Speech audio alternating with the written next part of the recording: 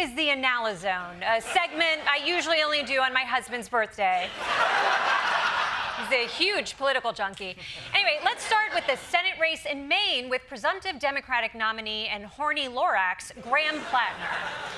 Since his campaign launch, Platner has had to apologize for everything from a Nazi tattoo to offensive Reddit posts. The guy's had more controversies than the second half of Michael. But with the primary just a week away, surely we're not going to hear about any more scandals involving Graham Platner.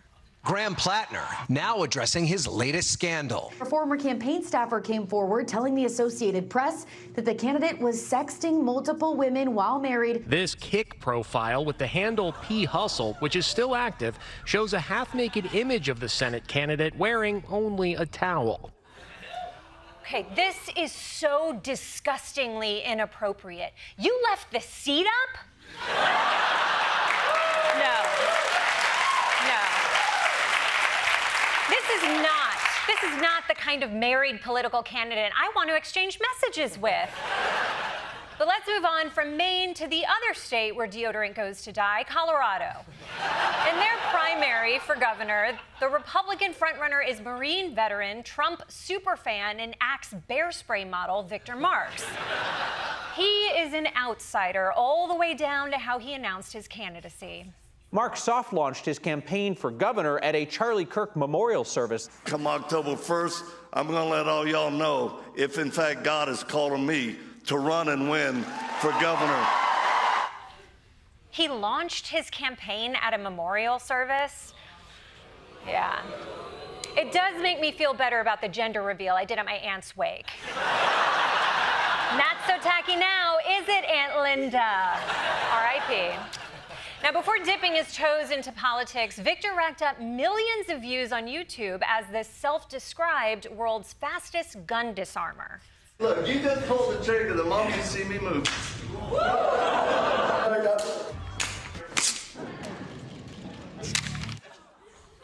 Holy shit, that was fast. Okay, I gotta admit, pretty cool. I don't know if it's relevant to the duties of governor, but good job disarming all those virgins. Yeah.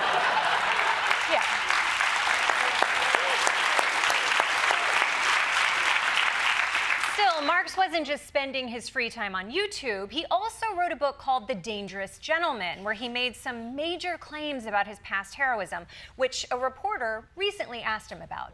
You said that you've performed more than 130 missions to rescue women and children from terror and abuse. Your organization says that you've saved women and children from 30 nations. 30 nations, that's a lot of countries.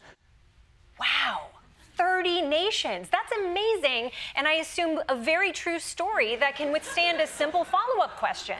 Could you list off a bunch of those for me? Start with the first. Yes, sir. What did I say? Your full quote was, I wrote this book, Dangerous Gentleman, yes, after 130 plus missions to rescue women and children from terror and abuse. So that's not true, what you wrote. I wouldn't, that doesn't sound accurate.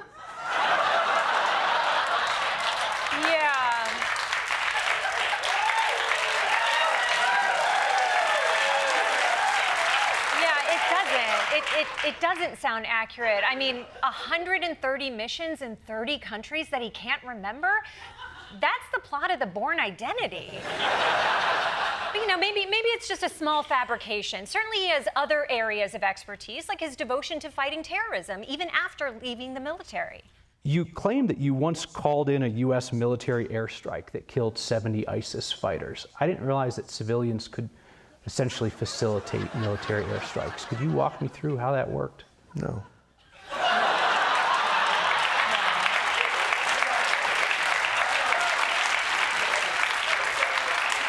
So he can't remember where he's been, and he won't tell us how he called in a drone strike. Definitely a little strange, but again, Americans have become so desensitized to wild political scandals. At this point, there's nothing that could shock us anymore. Your claim that your abusive stepfather forced you to kill a man when you were 7 years old, is that the only person you've ever killed?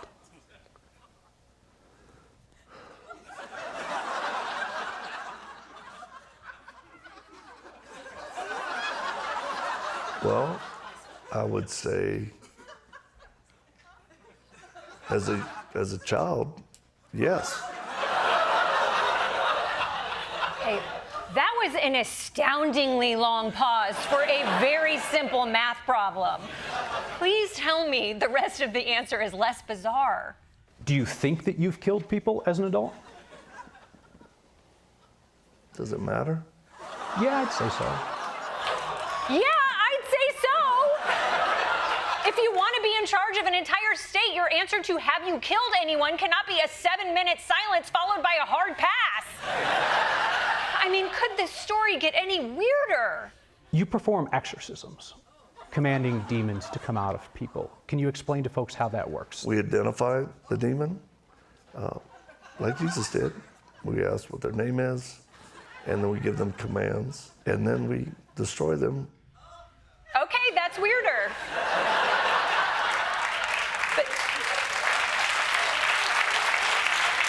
I gotta tell you though, I do appreciate the passion. I mean, it's not something he's just phoning in. You also perform these exorcisms by phone. Are those just as effective? They are. Exorcism over the phone? The power of Christ compels you. Wait, sorry, hello? Are you still there? Is that static or are you projectile vomiting? Can you just put Pazuzu back on? Again, this guy is the Republican frontrunner in Colorado. So obviously we've become desensitized to scandal in this Trump era. Still, we can't lose touch with what's acceptable. And hey, there's still time to raise our standards, but we better do it fast. Faster than,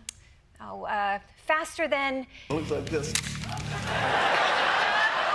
yeah, that fast.